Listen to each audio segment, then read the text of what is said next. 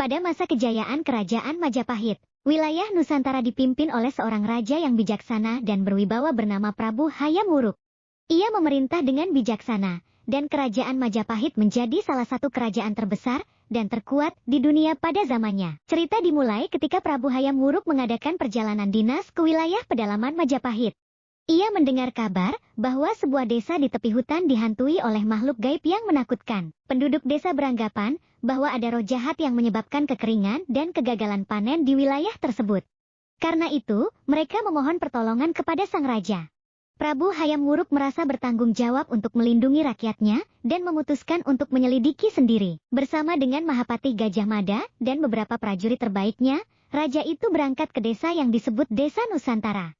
Sesampainya di Desa Nusantara, raja dan rombongan disambut dengan penuh rasa hormat oleh penduduk setempat. Mereka bercerita tentang makhluk gaib yang menyeramkan dan menceritakan kisah-kisah aneh yang mereka alami. Prabu Hayam Wuruk memutuskan untuk menginap semalam di desa itu untuk menyaksikan sendiri apa yang sebenarnya terjadi. Ketika malam tiba, raja dan rombongannya mengatur penjagaan ketat di sekitar desa dan mempersiapkan segala sesuatu untuk menghadapi makhluk gaib yang mungkin muncul. Tepat tengah malam, suasana menjadi mencekam.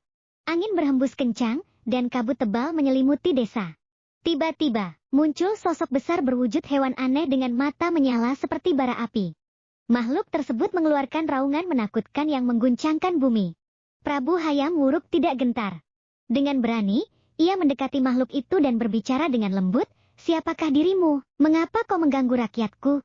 Makhluk itu kemudian berbicara dengan suara menggelegar, "Aku adalah roh penjaga hutan ini.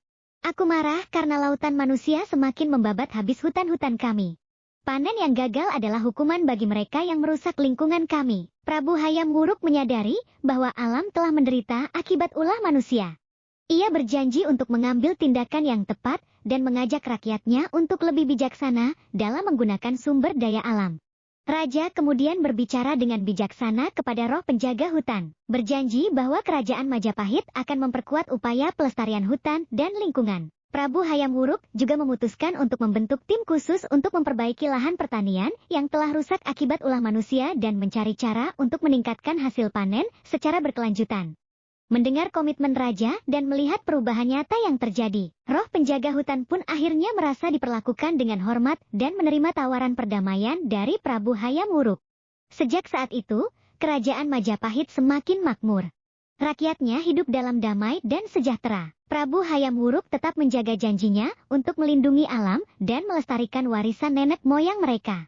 Cerita ini menjadi salah satu legenda terkenal di Kerajaan Majapahit, mengajarkan nilai-nilai penting tentang pentingnya pelestarian alam dan lingkungan, serta bagaimana kebijaksanaan dan keberanian seorang pemimpin dapat membawa perubahan positif bagi rakyatnya dan lingkungan.